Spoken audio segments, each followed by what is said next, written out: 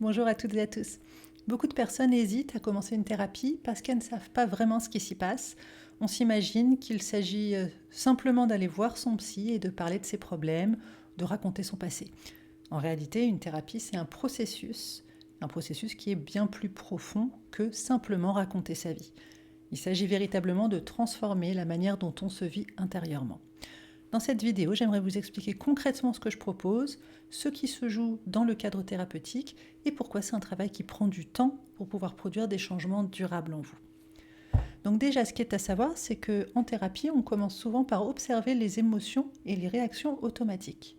Par exemple, vous allez pouvoir remarquer que certaines situations vont déclencher immédiatement chez vous de l'angoisse ou de la colère ou un sentiment de rejet, et souvent de manière disproportionnée par rapport au stimulus, par rapport à la situation actuelle réelle. Peu à peu, on découvre que ces réactions ne viennent pas seulement du présent, elles sont liées à des expériences passées, souvent intégrées très tôt dans votre passé, et toujours sans que l'on en ait vraiment conscience. Et à chaque fois, ces expériences, elles peuvent être pensées, elles peuvent être ressenties et comprises dans un cadre, le cadre thérapeutique qui est sécurisé. Et quelque chose se modifie progressivement. Le psychisme devient plus souple, le corps s'apaise plus facilement et les réactions automatiques, elles vont perdre de leur intensité. Autrement dit, le fonctionnement émotionnel et physiologique se réorganise doucement. On apprend aussi à reconnaître ce qui se passe en soi, c'est-à-dire je sens l'anxiété monter ou je comprends pourquoi cette situation me touche particulièrement. Et ce petit espace intérieur change beaucoup de choses. On ne subit plus entièrement nos réactions, on les comprend et à terme on les contrôle. Au niveau du temps, une question revient souvent, combien de temps ça dure une thérapie? Pourquoi il faut du temps pour cela? Tout simplement parce que nos façons de ressentir, de nous protéger, d'entrer en relation avec les autres, ce ne sont pas des automatismes qui se sont construits en quelques semaines. Ils se sont formés au fil des années, depuis notre plus tendre enfance, à travers toutes nos expériences de vie, à travers nos relations, nos attachements, nos blessures, nos stratégies d'adaptation. Et ces mécanismes, ils sont en très grande partie inconscients.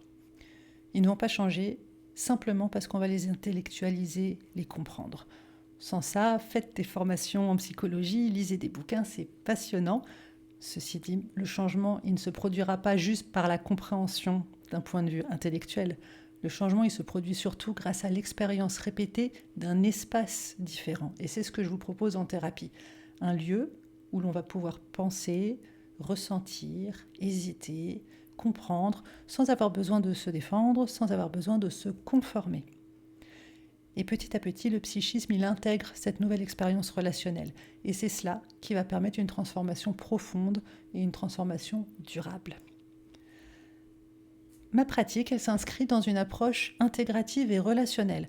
Elle s'inspire notamment de Winnicott, de Bowlby, de Ferenczi, de Fonagy, de Rogers et de Yalom. Ce sont tous des auteurs et psychanalystes qui ont montré que la relation humaine est au cœur du changement thérapeutique. Concrètement, ça signifie que la thérapie, c'est avant tout un espace de rencontre entre deux êtres humains, vous et moi. C'est un espace dans lequel vous pouvez venir tel que vous êtes. Peut-être que vous n'allez pas bien, peut-être que vous ne savez pas quoi dire. En tout cas, il n'y a pas de performance, il n'y a rien à réussir dans cet espace. Il y a des séances où on parlera beaucoup, il y en a d'autres où vous serez plus silencieux, peut-être que vous serez un petit peu perdu, peut-être que vous en ressortirez très apaisé. Tout ça, ça fait partie du processus. Il n'y a rien à réussir. C'est la stabilité du cadre qui permet progressivement au système émotionnel de se sécuriser et au psychisme d'explorer tout ce qui était jusque-là trop difficile pour lui à approcher. Et c'est au fil du travail thérapeutique qu'il y a les choses qui évoluent.